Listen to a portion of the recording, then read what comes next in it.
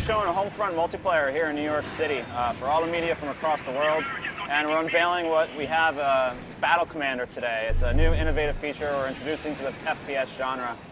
One of the things that we're trying to do with Homefront is build unproven mechanics so that's palatable to a broad audience and the core gamer. So they get what they expect. At the same time, we want to introduce our new innovative features such as Battle Points and Battle Commander, which you're going to see right now. Battle Points is an in-game economy, we call a short-term compulsion loop. And what they do is basically anytime you help your team win, anything you do to help your team, you're going to get battle points. And what you do is you use those for purchase options in your D-pad, which is right down here. So down on the D-pad, I have this rocket launcher, and I can use it to target enemies, vehicles, right on the fly whenever I need it. Right there in the top left, you see that icon. That means that someone has been marked as a threat. Kill target, Phoenix QA guy. So what he's doing, he was killing a lot of people. So my Battle Commander recognized that and created a priority threat for him. And what he also did is he put a bounty on his head. So everything goes back to battle points. He put a bounty on his head. If I took him out, I would have gotten a good amount of battle points. That guy right there, he just took me out and he has a skull on his head. That's now a mission for me. It goes right back to Battle Commander. So if someone on my team takes him out, they're going to get points. Battle points to spend in their own vehicles, drones, what have you.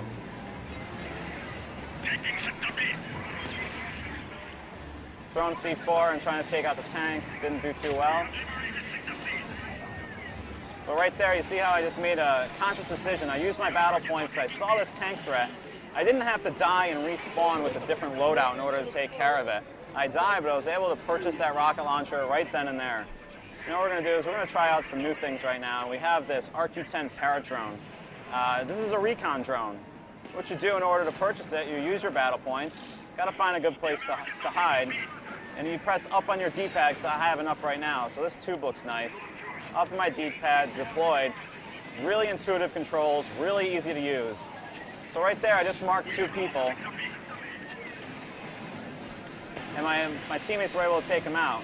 These guys are trying to take me out, so I'm just going to keep marking. All right, they took out my drone, so I was put back here.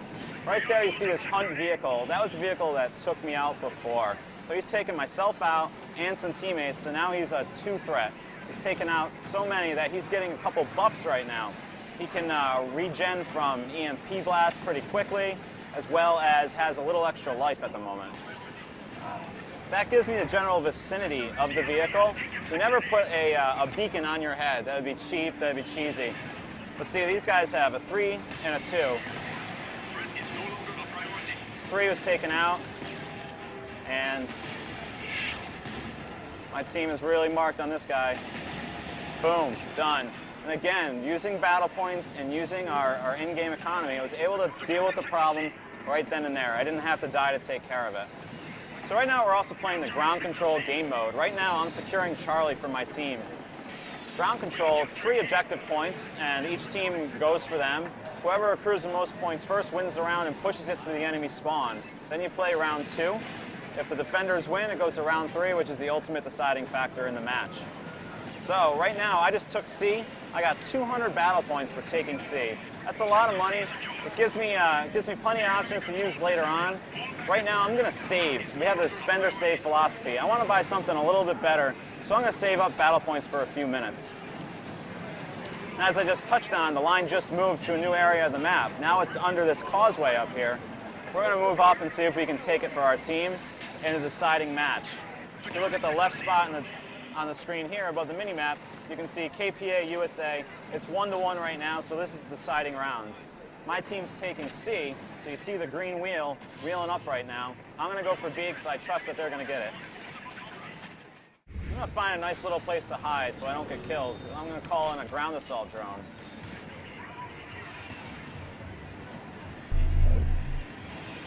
So this is the ground assault drone. Nice machine gun fire. You can zoom in on it. Anything you really want to do. My body's safe. My teammates are going towards B now. That's why that X is on it with the B. So I'm rolling in with the ground assault drone to help them out. Now they're taking B, which is why that wheel is winding up right there. Enemy seems to be coming from this direction, so I'm going to cover this side.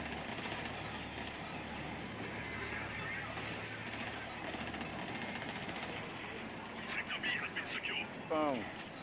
So see, I'm basically doing everything I can to help my team win. I'm not taking objective points, but I'm allowing them to do it. And that's what Homefront multiplayer is all about. It's about team play, it's about bringing infantry shooter style intensity to the large-scale warfare theater. My drone was just taken out, but I'm safe and sound, so I'm gonna go enter the battle in my body.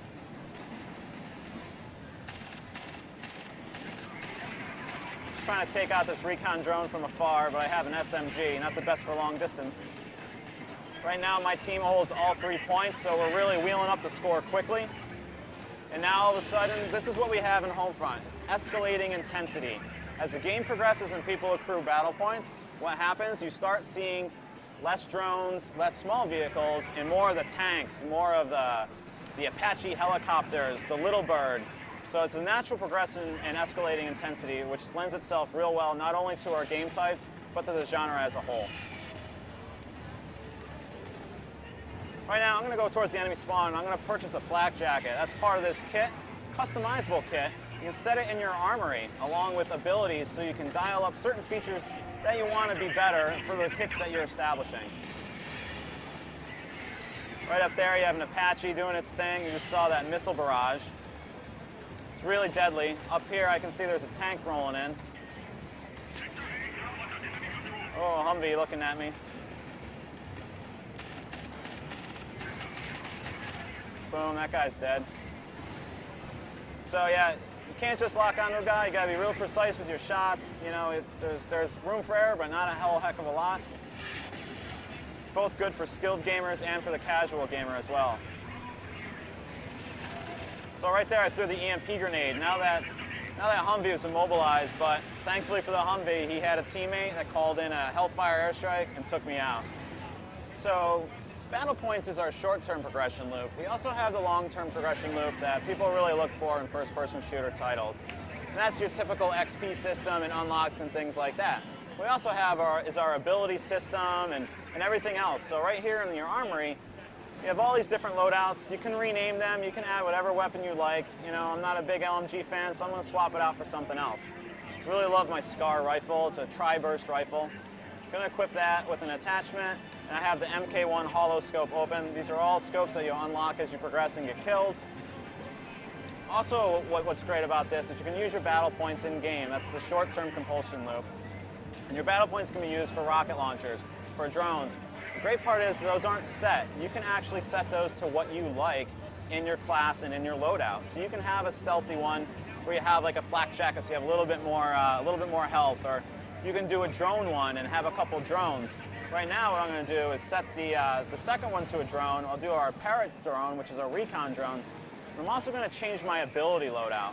Right now, I have tactical reload. I don't want that because I have 2 drones. I'm going to switch it to drone be gone, faster drone speed, as well as thick skin, which is increased drone health. So now I have increased drone health as well as longer drone duration time. That's saying, hey, you have 1 more point left. Do you want to use it? Darn right I do. So I'm going to do quick draw so I have a quicker ADS. This is all part of our armory, all loadouts, all customizable. Rename it if you want, reset to default.